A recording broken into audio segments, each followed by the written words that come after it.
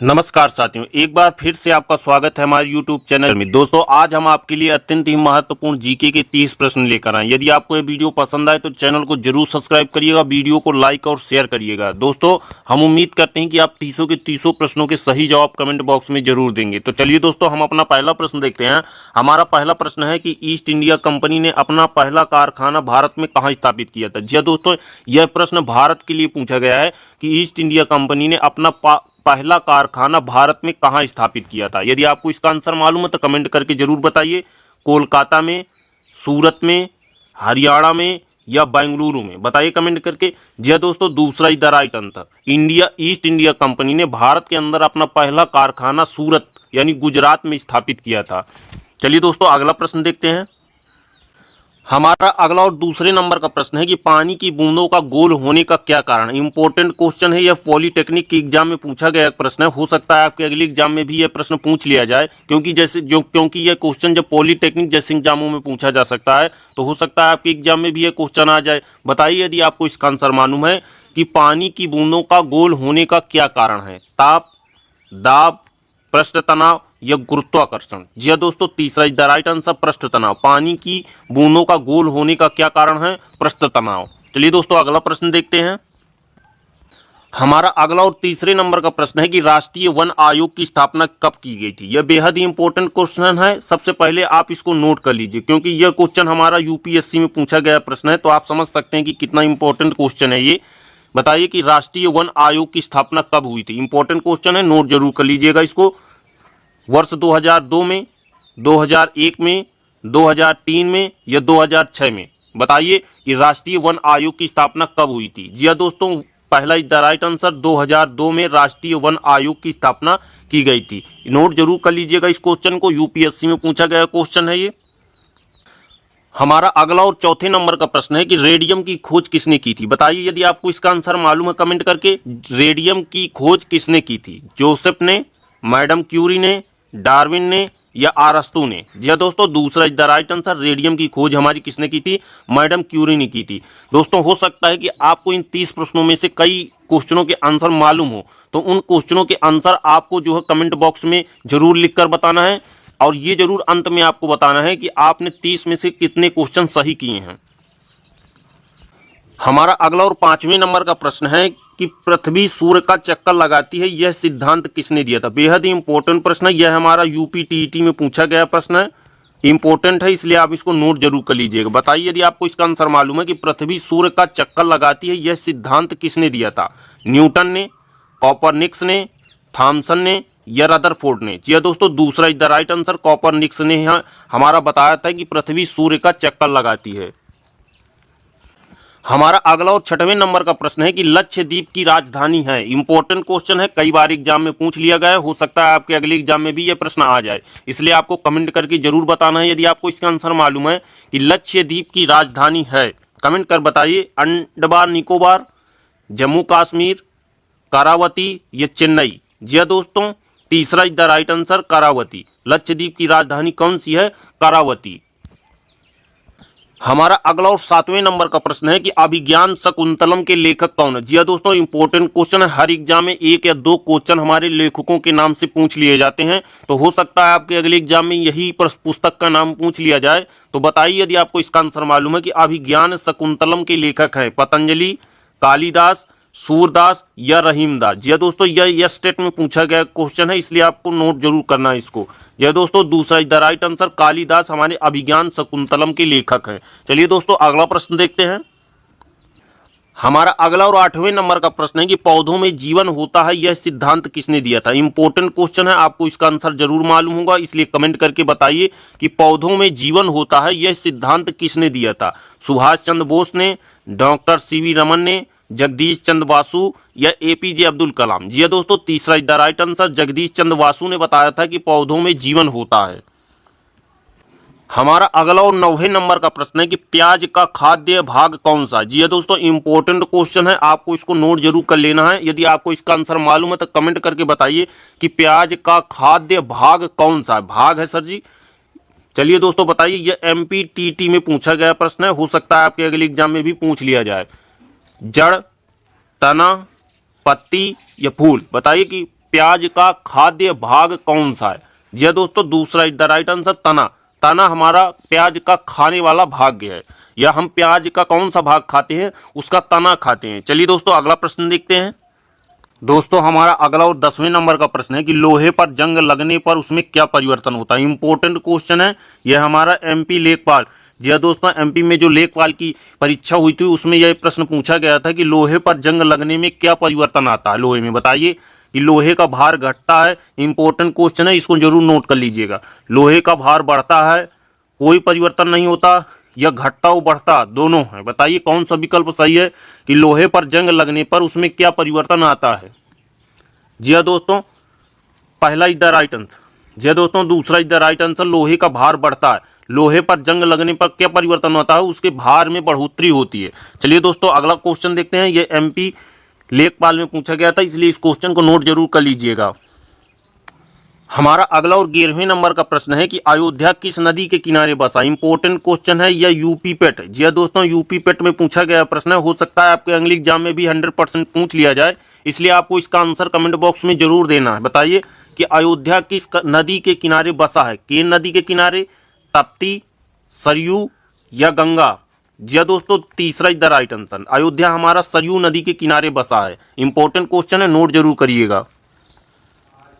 हमारा अगला और 12वें नंबर का प्रश्न है कि प्राथमिक रंग कौन कौन से हैं? जी हाँ दोस्तों, इंपॉर्टेंट क्वेश्चन है। ये दिल्ली पुलिस में पूछा गया प्रश्न है। हो सकता है 100% आपके अगले एग्जाम में भी पूछ लिया जाए, इसलिए आपको इसको नोट जरूर कर लेना है, क्योंकि ये क्वेश्चन हमारा दिल्ली पुलिस में पूछा गया प्रश्न है कि प्राथमिक रंग कौन कौन से हैं। बताइए, हरा काला नीला, लाल पीला हरा, हरा लाल नीला या सफेद लाल काला? बताइए। जी हाँ दोस्तों, तीसरा इज द राइट आंसर, लाल हरा नीला। ये हमारे कौन से प्राथमिक रंग है? इंपॉर्टेंट क्वेश्चन है, दिल्ली पुलिस में पूछा गया प्रश्न है। हमारा अगला और 13वें नंबर का प्रश्न है कि लौह पुरुष के नाम से जाना जाता है। लौह पुरुष के नाम से किसे जाना जाता है? यदि वीडियो पसंद आ रहा है दोस्तों तो वीडियो को लाइक कर दीजिए, चैनल को सब्सक्राइब कर लीजिए, ताकि मैं ऐसे ही वीडियो हर रोज डालूं तो आपको सबसे पहले मिल सके बिना किसी रुकावट के। बताइए कमेंट करके कि लौह पुरुष के नाम से किसे जाना जाता है। वीडियो को लाइक जरूर कर दीजिए दोस्तों। महात्मा गांधी को, जवाहरलाल नेहरू, सरदार वल्लभ भाई पटेल या भगत सिंह? जी हाँ दोस्तों, तीसरा इज द राइट आंसर, लौह पुरुष के नाम से हमारा सरदार वल्लभ भाई पटेल को जाना जाता है। हमारा अगला और 14वें नंबर का प्रश्न है कि प्रार्थना समाज की स्थापना किसने की थी? इंपॉर्टेंट क्वेश्चन है दोस्तों, यह हमारा यूपी ट्रिपल एससी। जी हाँ दोस्तों, यूपी ट्रिपल एससी में पूछा गया प्रश्न है। आपके अगले एग्जाम में भी 100% ये प्रश्न आपको देखने को मिलेगा, इसलिए आप इस प्रश्न को नोट जरूर कर लीजिएगा रफ कॉपी में, और बताइए कमेंट करके यदि आपको इसका आंसर मालूम है कि प्रार्थना समाज की स्थापना किसने की थी। एनी बेसेंट ने, आत्मा राम पांडुरंग, राजा राम मोहन राय या बंकिम चंद्र चटर्जी? जी हाँ दोस्तों, दूसरा इज द राइट आंसर, हमारे प्रार्थना समाज की स्थापना किसने की थी? आत्मा राम पांडुरंग ने की थी। चलिए दोस्तों, अगला प्रश्न देखते हैं। हमारा अगला और 15वें नंबर का प्रश्न है कि बांदीपुर अभयारण्य किस राज्य में स्थित है? इंपॉर्टेंट क्वेश्चन है दोस्तों, ये यूपी पीसीएस में पूछा गया प्रश्न है, इसलिए आप इस प्रश्न को भी नोट कर लीजिएगा। हो सकता है 100% आपके अगले एग्जाम में ये प्रश्न पूछ लिया जाए। बताइए, बांदीपुर अभयारण्य किस राज्य में स्थित है? 100% आपको इसका जवाब कमेंट करके देना है। बताइए, केरल में, गुजरात में, कर्नाटक में या हरियाणा में? जी हाँ दोस्तों, तीसरा इज द राइट आंसर, हमारा बांदीपुर अभयारण्य किस राज्य में स्थित है? कर्नाटक राज्य में स्थित है। हमारा अगला और 16वें नंबर का प्रश्न है कि विंग्स ऑफ फायर किसकी आत्मकथा? इंपॉर्टेंट क्वेश्चन है, ये 2016 में पूछा गया प्रश्न है, करंट में। जी दोस्तों, ये करंट में 2016 में पूछा गया प्रश्न है कि विंग्स ऑफ फायर किसकी आत्मकथा है। बताइए, इंपॉर्टेंट क्वेश्चन है, नोट जरूर करिए। वीडियो पसंद आ रहा हो तो वीडियो को लाइक जरूर कर दीजिएगा। जवाहरलाल नेहरू, अटल बिहारी वाजपेयी, नरेंद्र मोदी या एपीजे अब्दुल कलाम? जी हाँ दोस्तों, ये चौथा is the right answer, APJ Abdul Kalam. Wings of fire APJ Abdul Kalam की आत्मकथा है।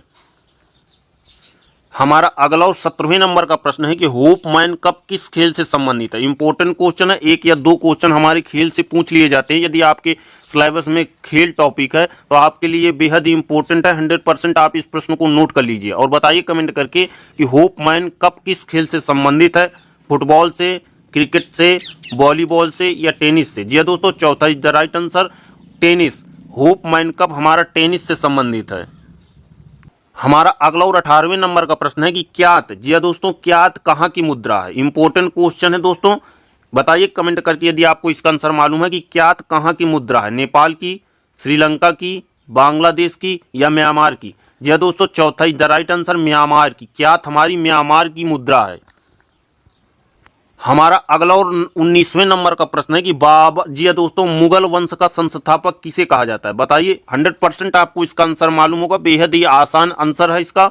बताइए कमेंट करके कि मुगल वंश का संस्थापक किसे कहा जाता है? अकबर को, औरंगजेब को, बाबर को या जहांगीर को? जी हाँ दोस्तों, तीसरा is the right answer, Babur को मुगल वंश का संस्थापक कहा जाता है। हमारा अगला और 20वें नंबर का प्रश्न है कि द्रोणाचार्य पुरस्कार किस क्षेत्र में दिया जाता है? इंपॉर्टेंट क्वेश्चन है, कई बार एग्जाम में यह प्रश्न आ चुका है। 100% आपके अगले एग्जाम में जिसमें आप बैठने वाले हैं उसमें यह प्रश्न पूछा जाएगा, इसलिए कमेंट करके बताइए कि द्रोणाचार्य पुरस्कार किस क्षेत्र में दिया जाता है? क्रिकेट के क्षेत्र में, फुटबॉल के क्षेत्र में, साहित्य के क्षेत्र में या खेल प्रशिक्षण के क्षेत्र में? जी हाँ दोस्तों, चौथा is the right answer, Dronacharya पुरस्कार हमारा खेल के प्रशिक्षण के क्षेत्र में दिया जाता है, यानी कोच को प्रदान किया जाता है यह पुरस्कार। हमारा अगला और 21वें नंबर का प्रश्न है कि दूध से दही बनने का क्या कारण? इंपॉर्टेंट क्वेश्चन है दोस्तों, यह पॉलिटेक्निक में पूछा गया प्रश्न है। हो सकता है आपके अगले एग्जाम में भी यह प्रश्न पूछ लिया जाए, इसलिए आपको इसको नोट जरूर करना। पॉलिटेक्निक में पूछा गया था यह प्रश्न कि दूध से दही बनने का क्या कारण है? बताइए। नॉन स्टॉक, एनाबीना, लैक्टोबैसिलस या राइजोपस? जी दोस्तों, तीसरा is the right answer, lactobacillus जीवाणु जो हमारा होता है वह दूध से दही बनाने का कारण है। हमारा अगला और 22वें नंबर का प्रश्न है कि मास्टर ग्रंथि को और किस काम नाम से जाना जाता है? जी हाँ दोस्तों, जो हमारी मास्टर ग्रंथि होती है उसको दूसरे किस नाम से जाना जाता है? बताइए। थायराइड ग्रंथि, पीयूष ग्रंथि, एड्रीनल ग्रंथि या जनन ग्रंथि? बताइए कमेंट करके। इंपॉर्टेंट क्वेश्चन है, यह हमारा टीजीटी में पूछा गया प्रश्न है। जी हाँ दोस्तों, जिनका साइंस विषय था उनमें यह क्वेश्चन पूछा गया था टीजीटी में कि मास्टर ग्रंथि को और किस नाम से जाना जाता है? बताइए। जी हाँ दोस्तों, दूसरा is the right answer, Piyush ग्रंथि। मास्टर ग्रंथि का दूसरा नाम है पीयूष ग्रंथि। यदि वीडियो पसंद आ रहा हो तो चैनल को जरूर सब्सक्राइब कर लीजिएगा, वीडियो को लाइक और शेयर कर दीजिएगा। हमारा अगला और 23वें नंबर का प्रश्न है कि बंगाल का विभाजन कब और किसके द्वारा हुआ? इंपॉर्टेंट क्वेश्चन है, नोट जरूर कर लीजिएगा इसको। 100% आपके अगले एग्जाम में यह प्रश्न आने वाला है कि बंगाल का विभाजन कब और किसके द्वारा हुआ था। हम ऐसे ही नहीं आपको कहते हैं कि आप इसको नोट कर लीजिएगा, हम इसलिए कहते हैं कि कोई क्वेश्चन ऐसा ना हो जो हमने आपको बताया हो और आपका एग्जाम में वह प्रश्न छूट जाए, इसलिए आपको नोट जरूर करते चलना है। बताइए। 1907 लॉर्ड विटन द्वारा, 1915 में लॉर्ड बेवेल द्वारा, 1905 में लॉर्ड कर्जन द्वारा, 1904 में लॉर्ड रिपिन द्वारा? बताइए। जी हाँ दोस्तों, तीसरा इज द राइट आंसर, 1905 में लॉर्ड कर्जन द्वारा बंगाल का विभाजन किया गया था। बंगाल का विभाजन कब हुआ? 1905 में। किसके द्वारा हुआ? लॉर्ड कर्जन द्वारा। हमारा अगला और 24वें नंबर का प्रश्न है कि इजराइल की संसद को क्या कहते हैं? इंपॉर्टेंट क्वेश्चन है, यह हमारा पंजाब पुलिस में पूछा गया प्रश्न है। बताइए कमेंट करके यदि आपको इसका आंसर मालूम है कि इजराइल की संसद को क्या कहते हैं? Diet, parliament? बताइए कमेंट करके। नेशनल असेंबली या नेसेड? जी हाँ दोस्तों, चौथा इज द राइट आंसर, चौथा is the right answer, Knesset. Israel की संसद को क्या कहते हैं? हम नेसेड कहते हैं। पंजाब पुलिस में पूछा गया था ये प्रश्न। हमारा अगला और 25वें नंबर का प्रश्न है कि चार मीनार का निर्माण किसने करवाया था? इंपॉर्टेंट क्वेश्चन है, कई बार एग्जाम में यह पूछा जा चुका है। हो सकता है 100% आपके अगले एग्जाम में भी यह प्रश्न पूछ लिया जाए कि चार मीनार का निर्माण किसने करवाया था? इल्तुतमिश ने, कुली कुतुब शाह ने, बाबर ने या औरंगजेब ने? बताइए कमेंट करके आंसर यदि आपको इसका आंसर मालूम है। दूसरा इज द राइट आंसर, कुली कुतुब शाह ने चार मीनार का निर्माण करवाया था।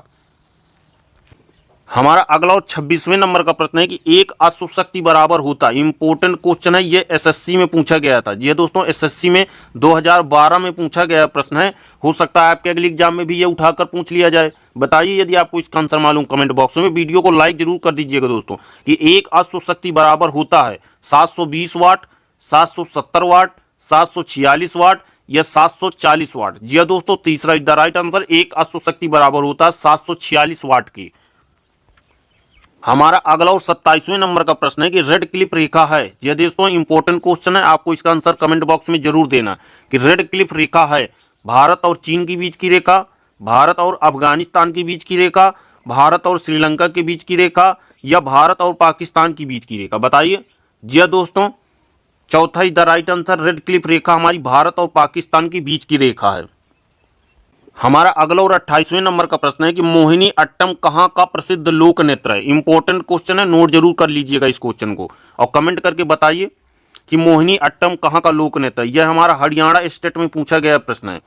कर्नाटक का, असम का, केरल का या तमिलनाडु का। यह दोस्तों तीसरा the right answer Mohiniyattam Kerala का प्रसिद्ध लोक नृत्य है। हमारा अगला और 29वें नंबर का प्रश्न है कि दूध में कौन सा विटामिन नहीं पाया जाता। इंपॉर्टेंट क्वेश्चन है दोस्तों, आपको इसको नोट जरूर करना है और बताइए कमेंट करके। 100% आपको इसका आंसर मालूम होगा, इसलिए सभी लोगों को कमेंट में जवाब जरूर देना इसका कि कौन सा विटामिन दूध में नहीं पाया जाता। Vitamin A, vitamin B, vitamin D या विटामिन सी। यह दोस्तों चौथा the right answer vitamin C हमारी दूध में नहीं पाई जाती। हमारा अगला 30वें नंबर का प्रश्न है कि विश्व का सबसे बड़ा देश कौन सा। इंपॉर्टेंट क्वेश्चन है, आपको इसका आंसर मालूम होना चाहिए, इसलिए कमेंट करके बताइए कि विश्व का सबसे बड़ा देश कौन सा है। चीन, अफगानिस्तान, भारत या रूस। यह दोस्तों चौथा द राइट आंसर विश्व का सबसे बड़ा देश कौन सा है। रूस। रूस हमारा विश्व का सबसे बड़ा देश है। चलिए दोस्तों, आज का यह हमारा वीडियो यहीं पर समाप्त होता है। यदि आपको यह वीडियो पसंद आया हो तो चैनल को जरूर सब्सक्राइब करिएगा, वीडियो को लाइक करिएगा दोस्तों।